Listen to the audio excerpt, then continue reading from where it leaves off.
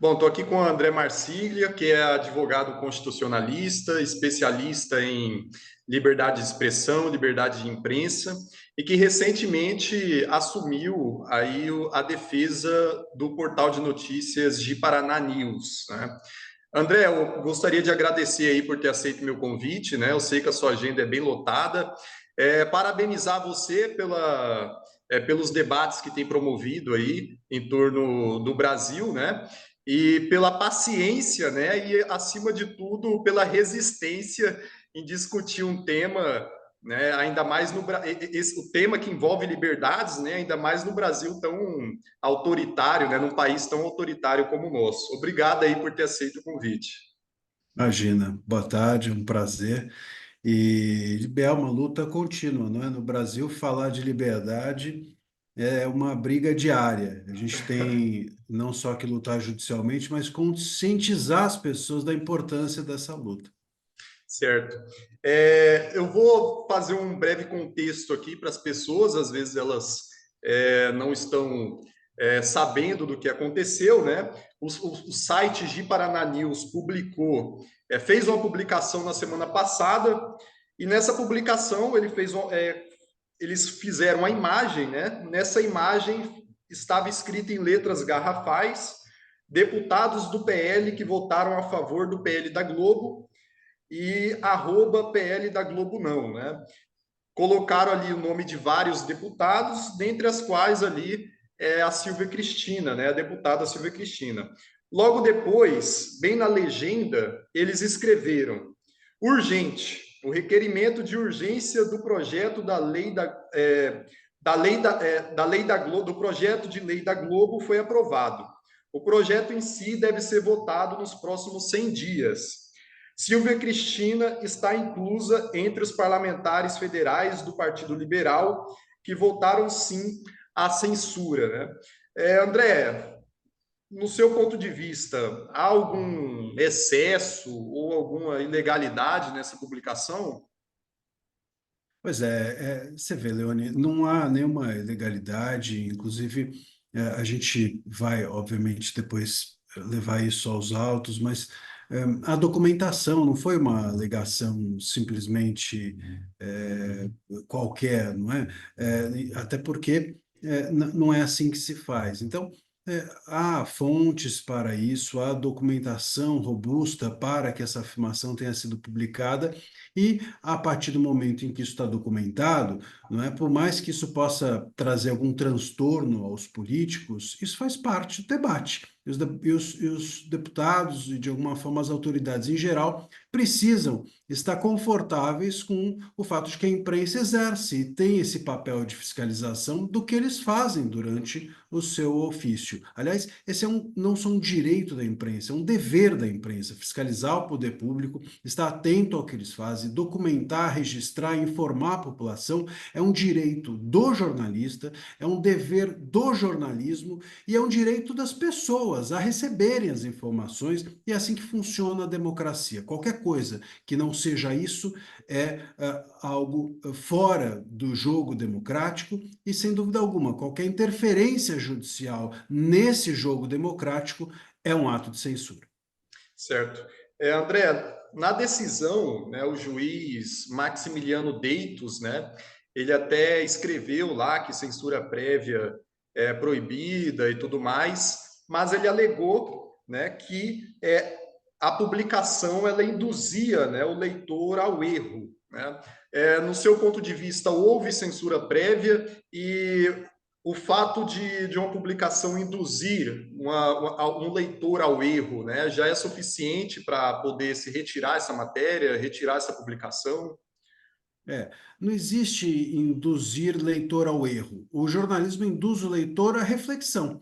O erro ou o acerto depende da conclusão que o leitor vai ter a respeito daquilo. Ninguém pega a cabeça do leitor e força ele a pensar dessa ou daquela forma. Agora, é claro que todo e qualquer jornalista, todo e qualquer jornalismo vai se posicionar da forma que acha adequada, vai ter dentro do seu editorial, dentro da forma de fazer o seu jornalismo, esta ou aquela visão de mundo. Isso não pode ser apagado. A gente não pode esperar que as notícias sejam meramente frias ou que não tenham nenhum tipo enfim, não tragam junto da sua publicação a visão de mundo de quem faz a notícia, do veículo que faz a notícia, dos leitores que leem aquela notícia. Isso é normal, isso não traz nenhuma ilicitude para o conteúdo.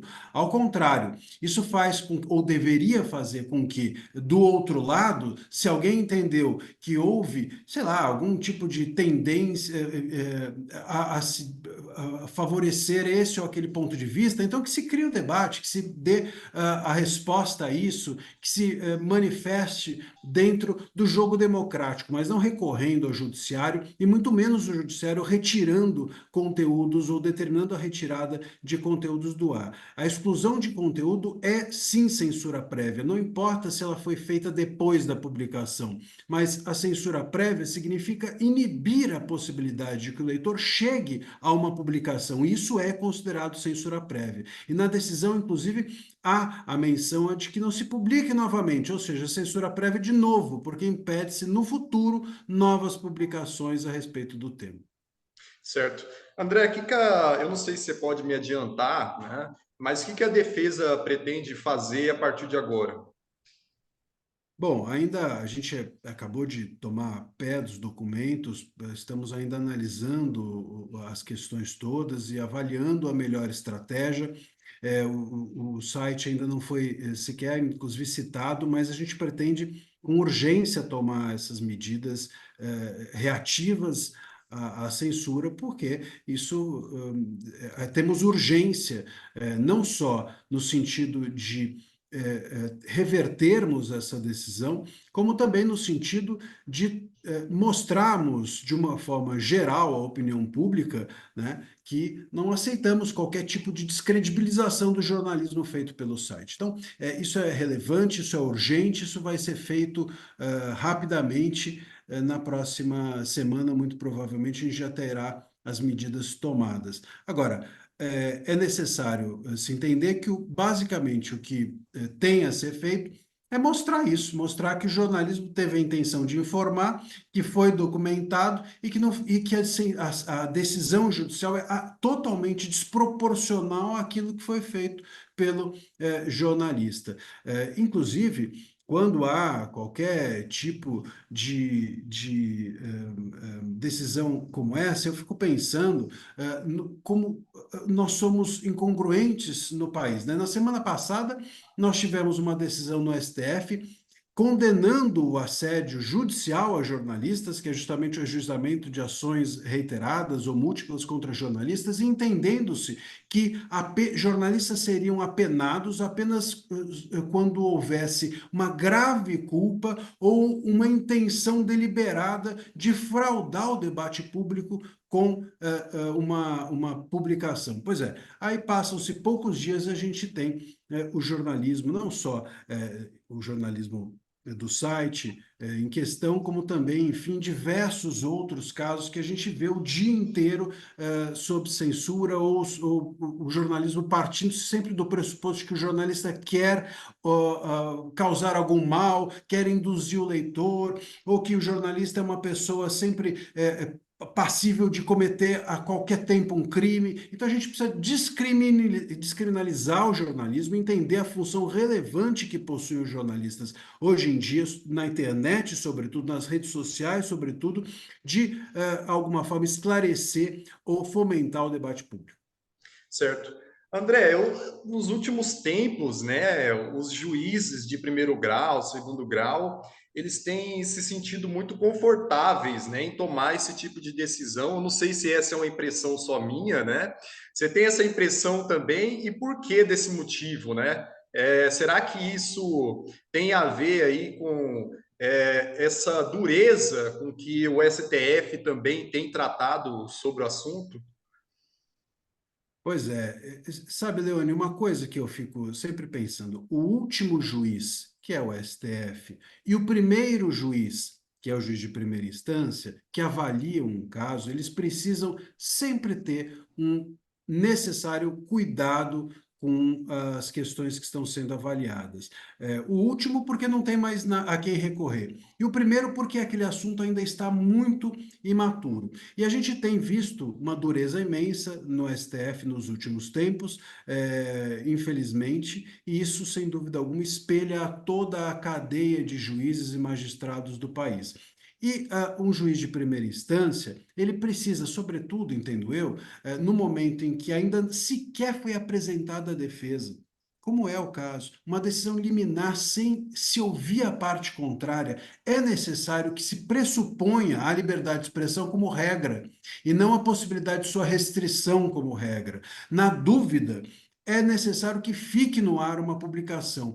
E, sem qualquer sombra de dúvidas, no momento inicial desse, que se quer ter defesa, como é que se pode ter uma certeza tamanha a ponto de se restringir a liberdade de imprensa de alguém? Então, é necessário, e eu acredito até que nesse caso a gente consiga, com a apresentação da defesa, esclarecer o próprio juiz de primeira instância da importância de que as matérias, enquanto se discute o mérito, de que a matéria permaneça no ar e nenhuma decisão que possa ser compreendida como censória permaneça nos autos.